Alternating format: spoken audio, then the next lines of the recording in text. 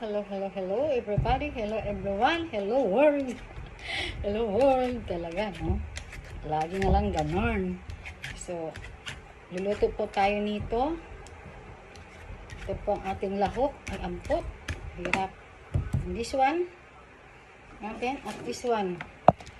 Fresh from the farm po lahat siya,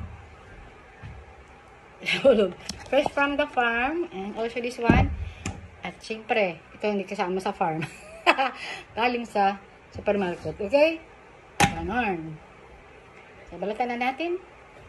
At hiwain maya kunti. Bilisan lang natin para madaliin ang lahat. Amen. Good morning, good morning. Good morning, world.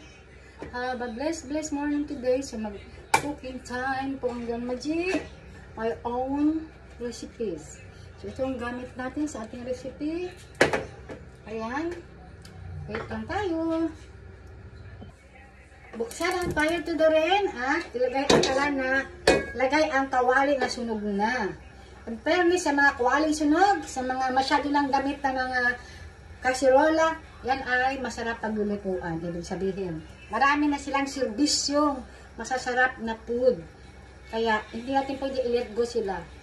Kasi luoy kaayo. Kung may life sila, luoy kayo sila kasi hindi natin pagpalitan sila. Ganon. Ang tagalan ng serbisyo, no? Lagyan natin ito.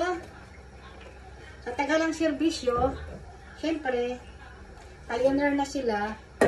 Bumili man tayo ng bago, dito pa rin tayo sa luma ang ating gagamitin kadalasan. Kasi, sa sobrang dami nila ng serbisyo, masarap. Maraming siyang lutuin, mga ulam na masasarap na naganap sa kanila.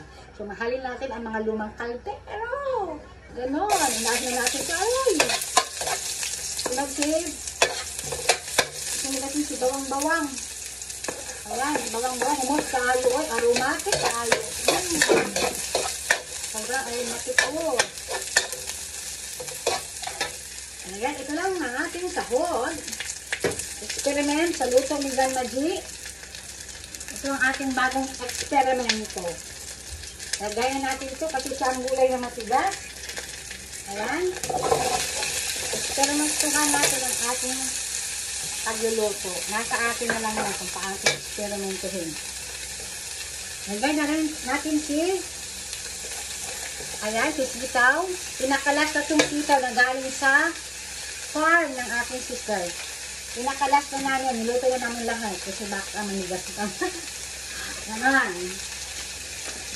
So, ayan. Repeat pag may time. Lagyan natin na kunting tubig, please. Ilagay natin.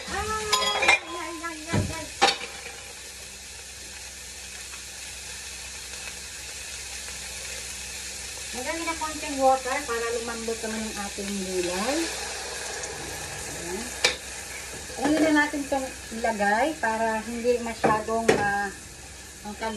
malamog ang ating corned beef, hindi malasak masyado. Last na natin siya. Ganyan.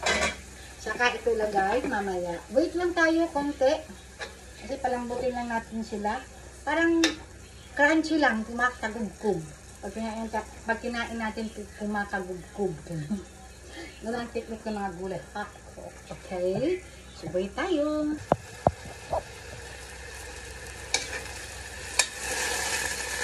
Meron yun.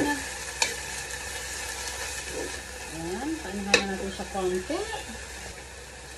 Ayan. Back to our channel. Back to our cooking. Lagyan natin ang tatlong ganun. 1, 2, 3. Ayan. So, wait lang. Nakalimutan na naman ni Granon yung kukuhanin niya. At lagyan na natin siya. Ito. Namihan na natin para masarap. Ubusin na natin siya. Pinahuli ko po talaga. Kasi ang technique natin dyan, para hindi malamog ang corned beef. Ayan. So, titikman natin siya mamaya. Ilagay natin ang comment sa paminta.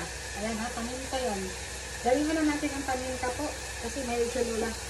Mahilig si Ganmaji sa paminta. Ayan.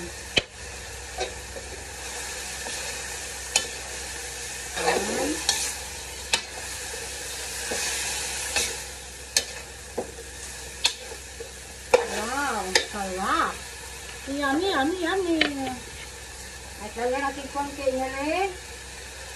Ayan. Konti lang naman. At lagyan natin ng konting asin. Dahil wala pang asin. Nakalimutan ng Grand Magic ng asin. Ayan.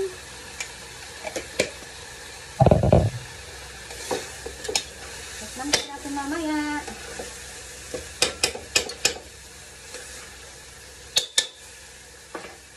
Matagintin. Matagintin. Ayan.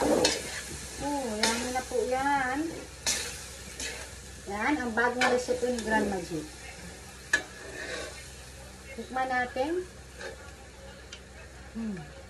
Kakaiba. Ang sarap. Lagyan natin yung kunting asin. Hindi pa masyado maalat.